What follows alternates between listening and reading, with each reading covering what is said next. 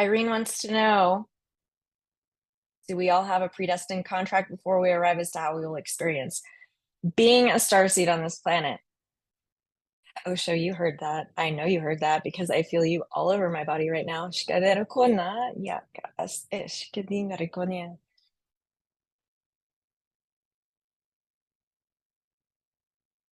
So when you contract, it's your like higher self, your oversoul. You are um, plotting and scheming to decide what kind of lessons that you want to experience while you're in this incarnation and other incarnations simultaneously, he's saying. So it's because you're like weaving all of these threads together to make this tapestry through time and space, and your experience is a soul spark.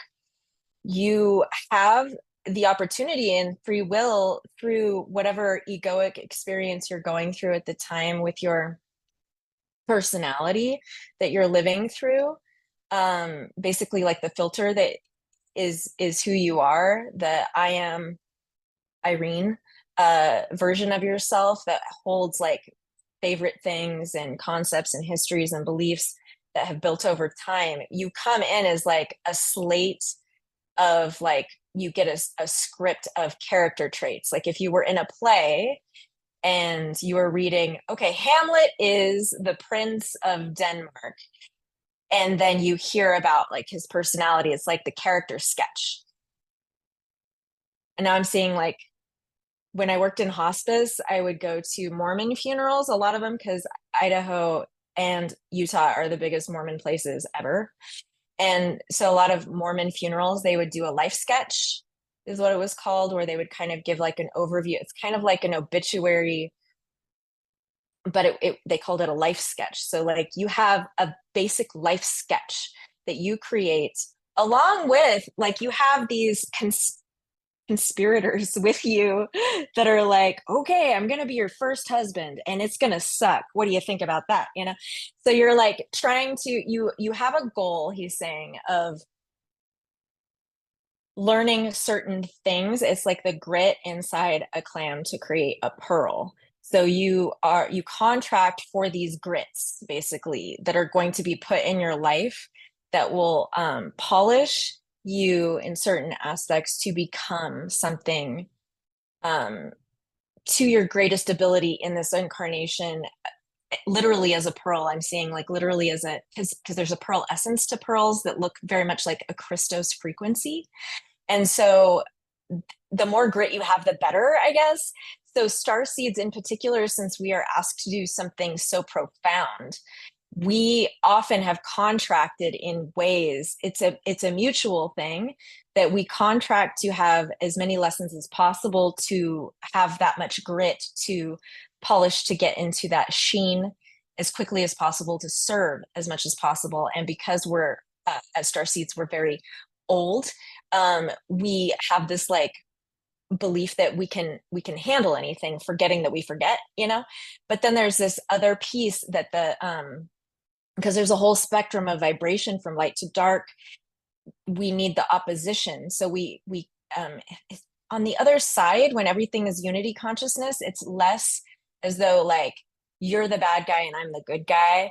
It's more like, okay, you got your script. Oh shit, I have to play the bad guy in this. Are you okay with that? Like when we're done, can we just like have coffee and talk about it? Because I'm just acting, right? It's kind of like that. So everybody is assigned to a role to be like the grit or the pearl, and we're all both of these things to people in our lives. No matter how like polished we are, we've been, per perception of another person, their grit, whether it is true in our perception, is irrelevant. It's I see like there's understudies, so if in your free will, if you decide you opt out of being someone's grit, like it feels bad, you don't want to do that, there's someone else who will step into that role, because our higher selves are always weaving, because everything's happening all at once, but stretched out, it can be declared in real time. And so I don't know if you guys have had the experience where like another light worker friend of yours pops into your dreams and they're doing like light work on you. That's happened to me with like Aoasi or Alex before. They've popped in and I into my dreams and they're just like doing hand light language and it's just like weaving rainbows and it's actually always really helpful. I have chills everywhere. I think she's here. Sasha Miraz here being like, that's right, I did. And so when that happens, it's really that higher frequency of that person and their oversoul is coming in, their monad self, and they're like, I got you. So there's so many layers to it in real time of what's, and Osho is very detailed. So I feel like he will tie all this together. But he's saying that time is because we're approaching a convergence, it's becoming less separated in the way we are experiencing all these roles in our life. So as you're becoming more intensely polished because time's speeding up to a quantum level, we are starting to see more clearly what those roles in people are. So as people may have taken 6 or 7 or 12 years to show their face to you, and you would have like taken it slowly to realize, they suck, or are they just using me or something like that.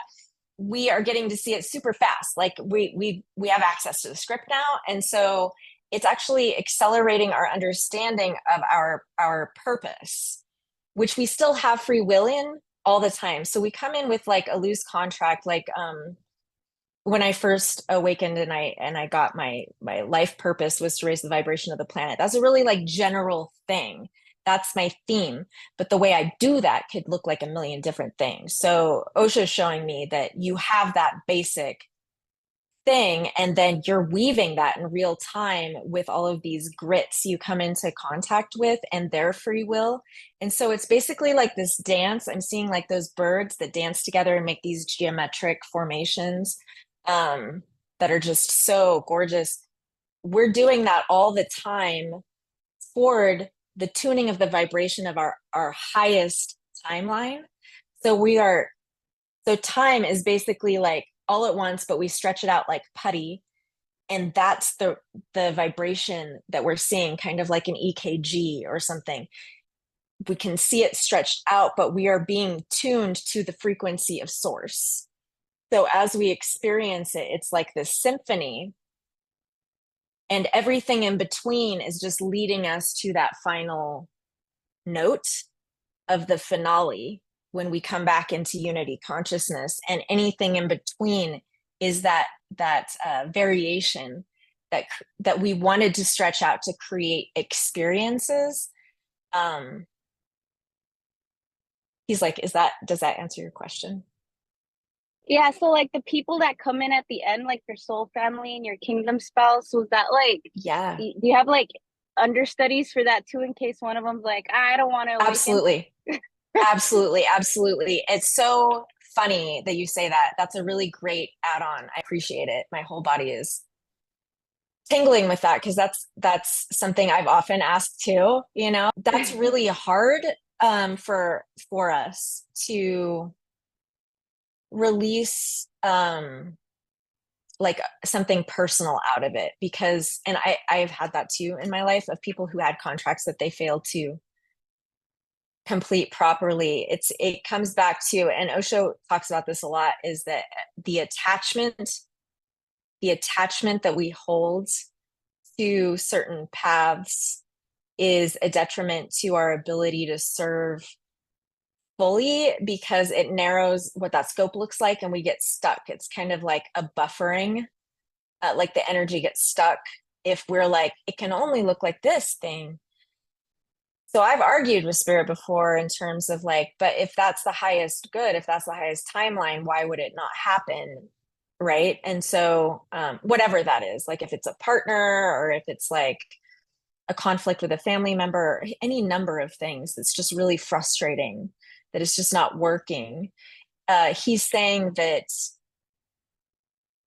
he's like, you're a creator God. So if what you're wanting is again, he's saying it's all frequency. So if there's a frequency of a note, like your favorite part of your favorite song, and that's like a person or a situation, and you really are attached to that note, you need to not attach to the way the note looks or how it gets played. The note will remain in your contract. The way it's played may vary. Mass acceleration right now of like things flip-flopping radically. So like people you think are on your course may just completely dissolve, and people who are so far away you can't conceive of them ever like getting their shit together basically will have like a sudden full like Saint Germain awakening and go, you know. So he's like, don't attach to what you think you know because all the pieces aren't on the board yet, he says. All the pieces aren't on the board yet, so you don't know how to play. The pieces are being set up. They were Yes. slowly being set up. They are not fully set up yet. So you can't know. But he's saying you are setting up the board, and you know how it's going to end, and you will complete your symphony with all the notes you wanted. You have, oh, I have so many. I think this is also for me. You'll have the symphony with all the notes that you wanted played, and they will be played perfectly, but perhaps not with the instrument you intended.